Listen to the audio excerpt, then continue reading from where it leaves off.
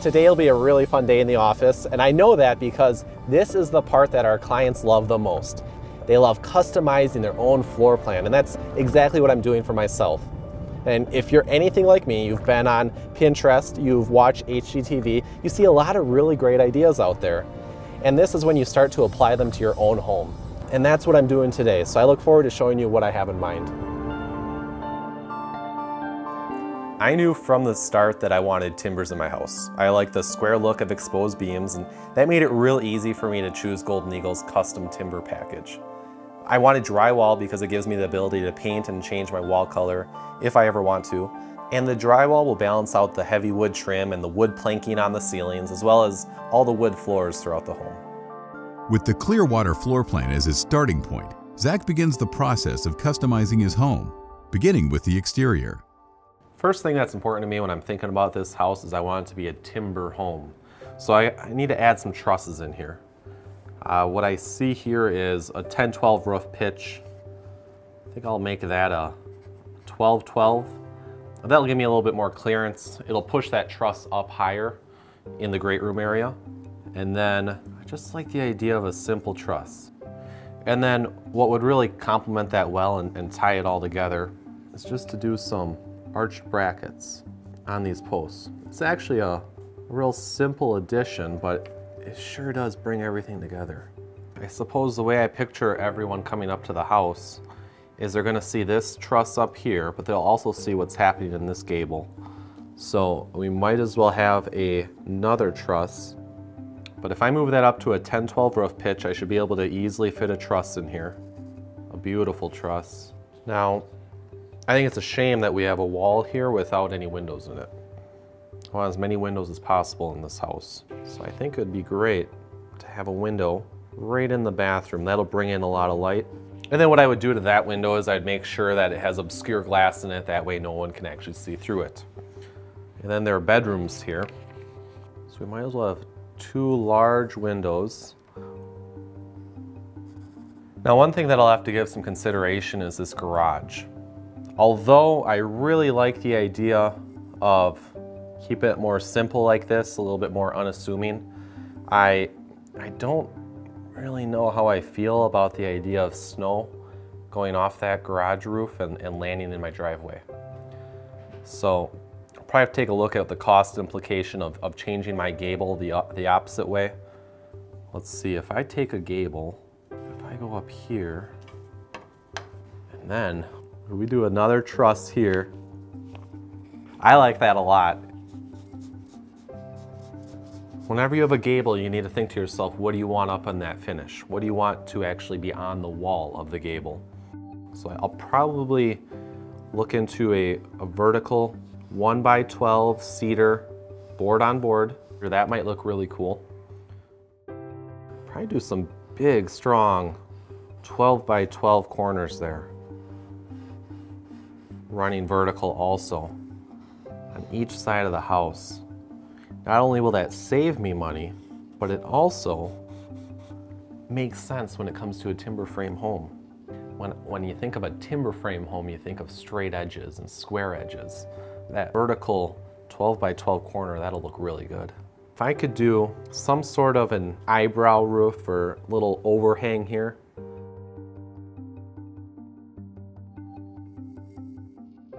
I really like the idea of two 8-foot wide doors. See, that way it doesn't look like a garage. I want it to actually look like a house, an extension of the house. Moving to the interior, Zach places a mudroom in between the garage and the entryway. Within the mudroom, he adds an area for his dogs, complete with a doggy door with access to the outside. Now, he begins customizing the laundry and pantry room. You know, we have a lot of space to work with here. Everyone talks about having a large pantry, a nice walk-in closet.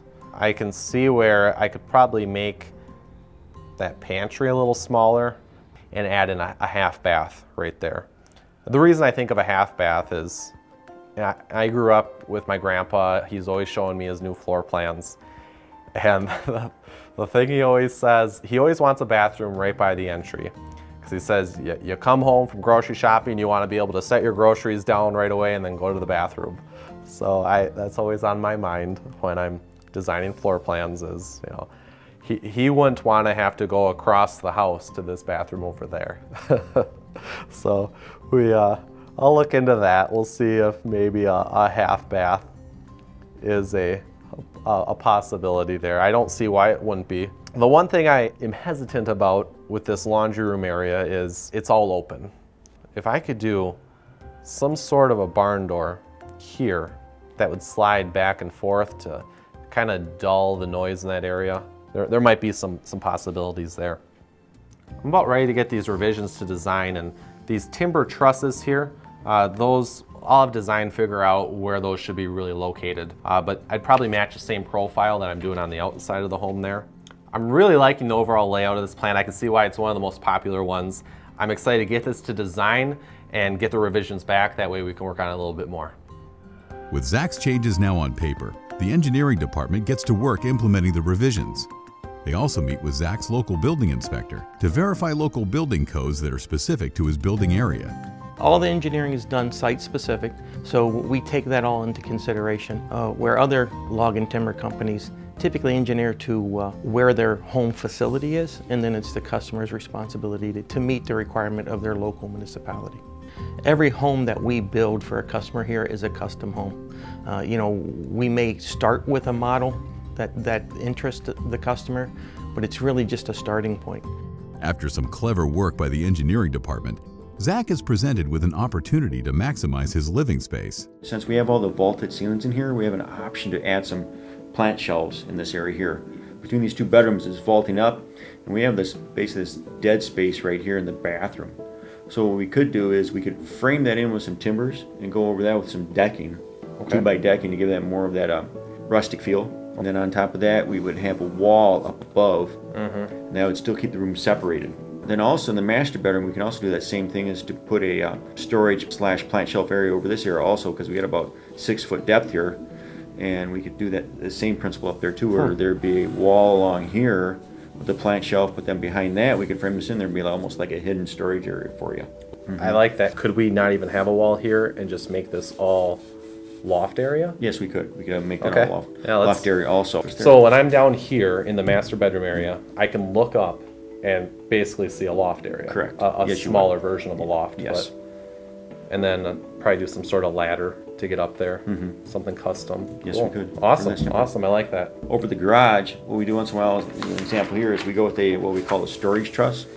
What they do is it gives you a little extra space for storage that's not too expensive, and also it's just like cold storage where you can put some stuff up there like your camping gear. We have the roof space is there, but this also then just gives it a little simple way to put some stuff up there for you.